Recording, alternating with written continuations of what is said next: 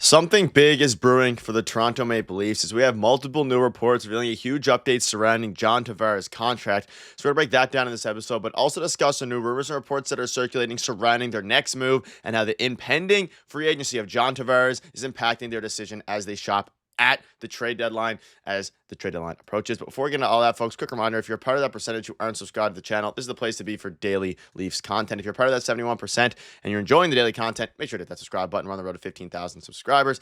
And Darius, there's a lot to go over. Now, the Leafs are obviously not going to be playing for a little bit of time, about 2 weeks until the Leafs play hockey again. But we're going to be doing, of course, a lot of live streams and things like that, so stay tuned for those. But there's been some reports and rumors circulating surrounding both John Tavares' pending free agency and how the Leafs are looking to extend him, but also how that impacts upcoming both the trade deadline in March, but also the Four Nations soft trade deadline, like Elliot Freeman tends to go about it. But let's start with this report first. John Tavares remains focused on staying with the Leafs, and there has been talk of a 3-year extension that still needs some fine-tuning, although nothing has been confirmed. His AAV is expected to decrease, likely landing in the $7 million range. So Darius, his stats at this point, 48 games, 21 goals, 24 assists, 45 points. Having a fantastic season. But wow, $7 million, that's a hefty amount.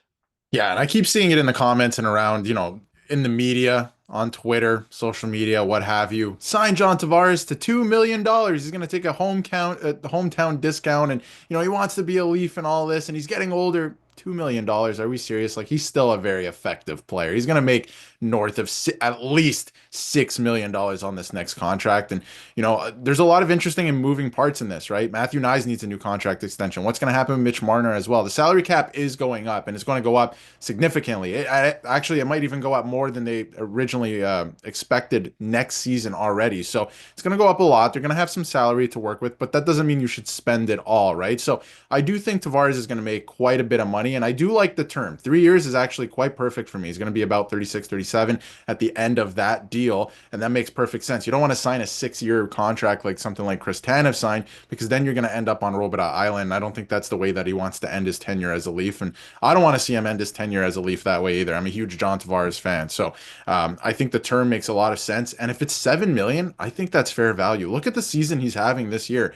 If you look across the league, a lot of teams would kill for a guy even at this age on their second line, right? So he's having a great year still. He's going to make quite a bit of money, but if it comes in around 6 or 7 million, I think I'm happy with that. And I think that's not only what he's worth, I think he's actually worth a little bit more with the salary cap going up at this age. Like, he would make more on another team. So he's going to take a bit of a discount. It would be nice if it was 6, 6.5, something like that. But 7, I think that's fair, especially for 3 years. Yeah, I mean, prior to the season starting, we were talking about 4 to 5 million. We had some live streams discussing how most people only wanted to pay him, 5 million. That's about where I was. But I mean, he earned himself a increased payday he's basically a point per game player this season. And also, of course, with the cap going up, we didn't expect it to go up this much. So that makes the $7 million probably more like the original amount we were thinking of, whether that be around 6, depending, not 5 necessarily, but 6 or so. You see this here, sounds like the expectation is that he'll be signing for somewhere around $7 million over 3 years. My projection has him at 7.2 for 3, so it sounds like it might be a bit over on this one. That's from Scotiastat NHL contract projection, so shout out to him. And that's based on his play. And I mean, it makes total sense. He's a critical part of this team. We saw when he missed, the Leafs weren't playing quite as well, and obviously there's been some injuries going around. You can see some of the advanced stuff, the projected cap hit, and how it kind of compares some of the other players. This is a very interesting thing. I want to get your thoughts on this, of course. Darius, look on the right here. Some of the comparables at this age, given extensions and things like that. You have Claude Giroux at 3 years with a $6.5 million cap hit, and the percentage of the cap hit, which is important as it continues to go up specifically next season. You have, of course, Anze Kopitar, Evgeny Malkin, all these different guys. Even Tyler Toffoli, who's a bit younger than John Tavares, but there's a lot of comparables here, and I think at this point, given the way that he's playing, that $7 million is probably going to be right around where he is going to land, which will be between 7 and 8% of the cap hit.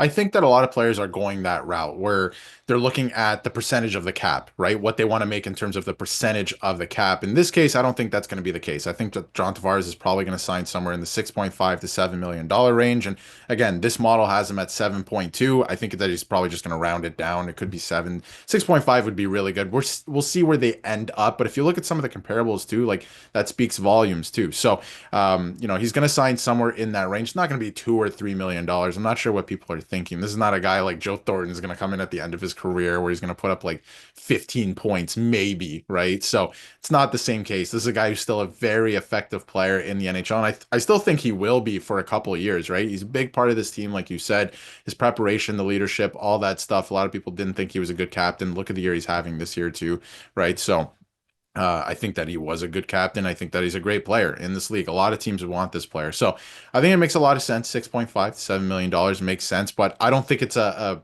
case of him wanting a percent of the cap. I think that's more of like what the younger players want right now, like Mitch Marner. That's going to depend a lot on that, right? Austin Matthews, when he's up, there's a reason that he signed for only 5 years, 4 years.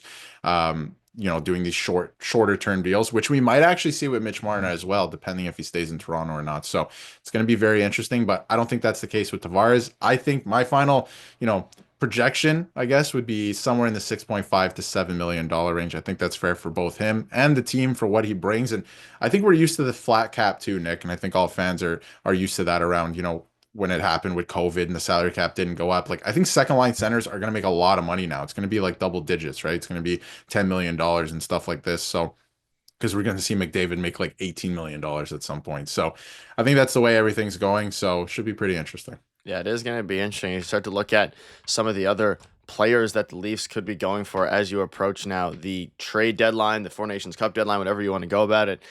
It is interesting because we know Brad Treliving wants to go after players with term. And let's say, you can assume that John Tavares gets extended for 3 years.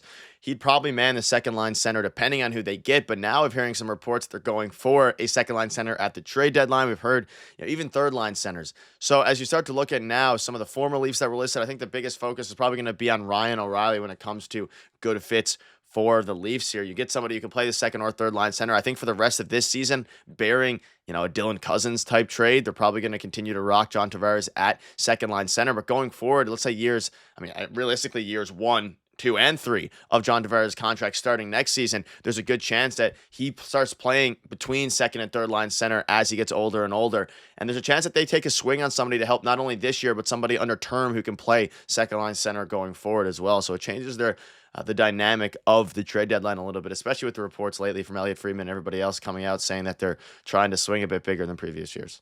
And I think that's the way they should go at this point. Really make a shakeup of the team. Don't add another third line center. I do think that's probably the most likely route, and that's probably what's going to end up happening, like a Scott Laughton or something like that.